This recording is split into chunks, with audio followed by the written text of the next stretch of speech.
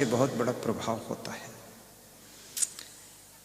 किसी गांव में सत्संग हो रहा था तो 3 आदमी एक ही मोटरसाइकिल पर आए और प्रवचन सुना। एक आदमी तो मोटरसाइकिल पर बैठे बैठे ही सुनता रहा क्योंकि उसकी श्रद्धा कम थी, तो अंदर नहीं आया। और जब प्रसाद बंटने लगा तो बोला, ये लैया मुरमुरा उरमुरा का प्रसाद मैं नहीं लेता। प्रसाद भी नहीं लिया और चल दिया। आगे गाड़ी गई तो गाड़ी फिसल कर गिर पड़ी, तो जिसने प्रसाद नहीं लिया था उसकी टांग टूट गई। जिन्होंने प्रसाद लिया, प्रेम से सुना था, उनको कुछ नहीं हुआ। तो लोगों ने कहा, जब तीनों सत्संग में गए तो तीनों को पुण्य कम क्यों मिला इसको? तो बोले, ये प्रसाद नहीं खाया था, उसका अपमान किया था और साथ में श्रद्धा विहीन होकर के सुन रहा था, इसलिए इसको पुण्य नहीं मिला, पुण्य छीण हो गया। इसलिए सत्संग में जा करके श्रद्धा से प्रवचन सुनना चाहिए और वहाँ जो भी प्रसाद बटे उसको प्रसाद खाना चाहिए। प्रसाद का बहुत बड़ा महत्व होता है, लेकिन अगर धक्का मारकर प्रसाद खाया है तो उसका पुण्य कम हो जाता है। किसी को ढकेल ढकेल कर प्रसाद ले रहे हैं आप, तो खाली वो खिचड़ा रहेगा, उसमें पुण्य नहीं रहेगा। फिर लाइन में लग जाइए, सावधानी से लीजिए, किसी को धक्का मत दीजिए और प्रेम से लीजिए और प्रसाद गिरने भी मत दीजिए और सुरक्षित अपने को रखिए, दूसरों को भी परेशान न कीजिए। और 10 मिनट ज़्यादा समय लग जाएगा तो क्या फर्क पड़ेगा। और माताओं बहनों का तो बहुत आदर और मर्यादा और सम्मान रखना चाहिए। कहीं बस में यात्रा आप कर रहे हैं तो किसी भी माता बहन खड़ी हो तो आप सीट से उठ जाइए, उसको बिठा दीजिए। ट्रेन में यात्रा कर रहे हैं, कोई ऐसी माता बहन आ गई है, आपकी रिजर्व सीट है, तो भी थोड़ा खिसक कर उसको बिठा लीजिए कि आइए बैठ जाइए। माताओं बहनों का आदर हमारी भारतीय संस्कृति में प्राचीन समय से होता चला आया है, लेकिन उसके आदर करने में कपट चालाकी नहीं होनी चाहिए। एक बस जा रही थी इलाहाबाद से, रीवा आ रही थी। उस बस में भीड़ थी तो एक स्त्री खड़ी हुई थी बस में। एक आदमी सीट पर बैठा था, उसको खड़ा देख करके वो उठकर खड़ा हो गया और उस लेडीज से कहा कि श्रीमती जी यहाँ बैठ जाइए। जब वो बैठ गई तो वो जब आदमी खड़ा हुआ सीट से उठकर, वो मुस्करा रहा था। तो तीसरे आदमी ने पूछा, तुम मुस्करा क्यों रहे हो, इतना परोपकार का काम किए हो? बोले, परोपकार तो नहीं है, इस सीट के ऊपर जो बैग रखा है सूटकेस, वो नीचे गिरने वाला है, तो मैं इसलिए खड़ा हो गया, इसको बिठा दिया कि इसकी खोपड़ी में गिरे, मेरी खोपड़ी में न गिरे। अब ये कोई सेवा सम्मान की बात नहीं, ये तो चालाकी है कि उसकी खोपड़ी पर गिराने के लिए उसको बिठा दिया। इस तरह का भाव नहीं होना चाहिए। उसको सुधार दीजिए, संभाल दीजिए, और जितना तुम्हारा दिल करुणावान रहेगा उतना ज्यादा तुमको शांति मिलेगी।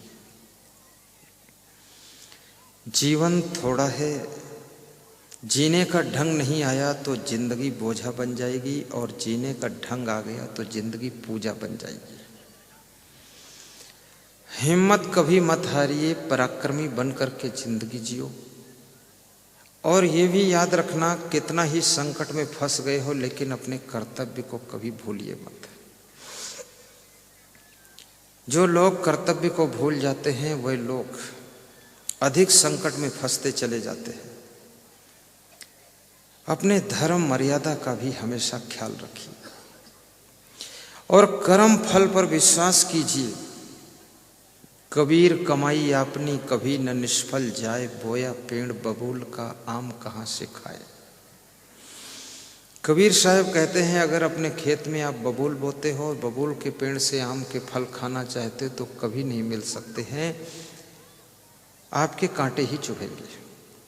अर्थात यदि आपके कर्म खराब है, सोच खराब है, तो आपको सुख नहीं मिल सकता है। आज का कर्म कल का भाग्य बन जाता है। बचपन का कर्म जवानी में किस्मत बन करके आ जाता है, और जवानी में किए हुए कर्म बुढ़ापे में आपकी किस्मत बन करके आते हैं। ये जो भी आज आपको मिला है, ये सब आपके पूर्व जन्म के कर्मों के प्रभाव से ही मिला है। ये बुद्धि भी कर्म के प्रभाव से ही मिलती है। बुद्धि, शुद्धि, होशियारी, कलाकारी, ये सब आपके कर्मों का ही फल है। ये जो माता पिता आपको मिले हैं, ये भी आपके पूर्व जन्म के कर्मों के प्रभाव से मिले हैं। यदि आपके कर्म अच्छे हैं तो आपको अच्छे माता पिता मिल जाएंगे, यदि कर्म खोटे हैं तो आपको माता पिता अधम प्रवृत्ति के मिलेंगे। सास ससुर भी जो मिलते हैं, मैं सभी बेटियों से कहूँगा, अगर अच्छे सास ससुर को पाना है, अच्छे बर घर को पाना है, तो आप अपने विचारों को अच्छा कीजिए, सोच को अच्छा कीजिए, भावना को अच्छा कीजिए और कार्य भी अच्छे कीजिए और अपने को सरल बनाइए, तो आपको घर भी अच्छा मिलेगा, बर भी अच्छा मिलेगा। गुरुदेव की भक्ति भी कीजिए, उनका ध्यान भी कीजिए और साथ साथ में प्रवचन भी सुनिए, तो जिस घर में तुम जाओगी वो घर को तुम स्वर्ग बना दोगी।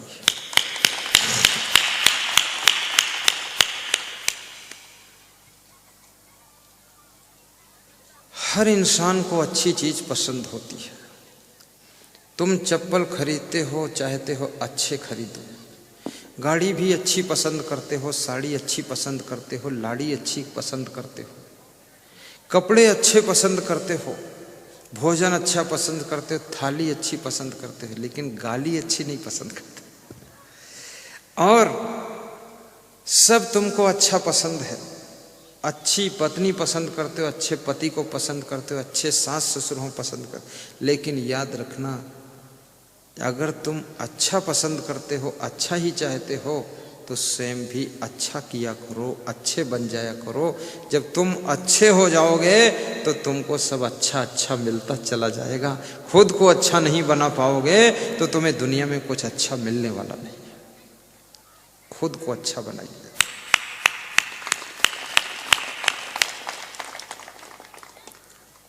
इम्पोर्टेंस ऑफ द 1 मिनट, और समय के मूल्य को भी समझना चाहिए। व्यर्थ में अपना समय मत गंवाइए। एक दिन एक रात बीतते बीतते 100 साल की जिंदगी निकल जाती है। अपने जिंदगी का भी टाइम टेबल बनाइए कि हमें बहुत कुछ करना है। माता पिता को भी सुख देना है, बच्चों को भी सुख देना है, सबको सहयोग भी करना है। बहुत बड़ा दिल बना करके रखिए। बूढ़ों को भी सहारा दीजिए, उनको भी मदद कीजिए, लेकिन वो भी ईमानदारी से उनकी मदद कीजिए। मैंने एक बहुत अच्छी बात को सुना हूँ कि एक पादरी स्कूल में पढ़ा रहा था, तो उसने अपने बच्चों से कहा, क्लास के बच्चों से, कल एक एक अच्छा काम करके तुम सब आ जाना। बच्चे स्कूल से घर गए और घर से सवेरे जब स्कूल आ रहे थे, सोच रहे थे कौन सा अच्छा काम करूं। स्कूल पहुंच गए और पादरी ने एक एक करके खड़ा किया कि तुमने कौन सा अच्छा काम किया है। तो एक विद्यार्थी ने कहा कि मैंने एक बुढ़िया को सड़क पार करवाया, एक बुढ़िया को सड़क पार करवा दिया। दूसरे से पूछा, तुमने क्या अच्छा काम किया है? तो उसने कहा, मैंने भी एक बुढ़िया को सड़क पार करवाया है। तीसरे से पूछा, तूने क्या अच्छा काम किया? तो उसने भी कहा, मैंने भी एक बुढ़िया को सड़क पार करवाया है। तो इस पादरी को जरा संदेह हो गया कि इतनी बुढ़िया कहाँ से मिल गई, इस सब ने बुढ़िया को सड़क पार करवाया। चौथे से पूछा, तूने क्या अच्छा काम किया? बोले, मैंने भी बुढ़िया को सड़क पार करवाया। तो पादरी ने कहा, ये तो बताओ इतनी बुढ़िया कहाँ से मिली? बोले, बुढ़िया इतनी नहीं थी, बुढ़िया तो एक ही थी, और वो सड़क पार होना भी नहीं चाहती थी। पर बामुश्किल घसीट कर खींच कर हम सब जुट के उसको इधर से उधर पार करा दिए, क्योंकि आपने कहा था कि कोई अच्छा काम करके आना, तो कुछ और अच्छा मिला नहीं, तो हमने बुढ़िया को घसीट के सड़क पार करवा दिया। अब ये कोई सेवा का भाव नहीं कि जबरदस्ती घसीट के बामुश्किल सड़क पार करना। कोई चाहता है पार होना तो उसे पार करवाइए।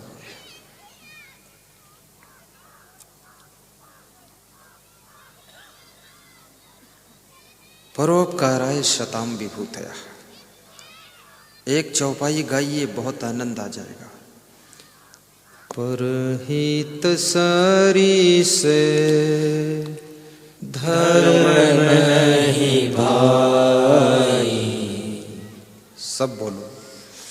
परहित सरिस धर्म नहीं भाई। पर पीड़ा सब नहीं अदमाई। पर पीड़ा सब नहीं अदमाई। परहित सरिस धर्म नहीं भाई। पर पीड़ा सब नहीं अदमाई। बोलिए सद्गुरु भगवान की जय। तुलसीदास ने श्री रामचरितमानस में परोपकार को सबसे बड़ा धर्म कहा है। जिस कार्य में तुम्हारा कोई स्वार्थ ना हो और दूसरे को फायदा हो रहा हो, उस कार्य को करना परोपकार होता है। किसी की बेटी के विवाह में सहयोग करना परोपकार है। गाय की सेवा करना भी परोपकार है। पड़ोसी को मदद करना परोपकार है। गरीबों को सहारा देना परोपकार है। पशु पक्षियों की रक्षा करना भी परोपकार है। और बूढ़े बुजुर्गों का आदर करना भी परोपकार है। सत्संग कराना तो महापरोपकार है। अभी हमारे एक भक्त कह रहे थे कि आपका प्रवचन जो करा देता है तो समझ लो गुरुदेव 1008 यज्ञ का फल उससे मिल जाता है। तो मैंने कहा कैसे मिलता है? बोले इतना सुधार होता है, इतना परिवर्तन आता है लोगों के स्वभाव में। अभी एक माता जी मंच पर आई थी तो कह रही थी आपके सत्संग से, वे अपने सीने पे हाथ धर के कह रही थी कि हम बहुत सुधर गई, हम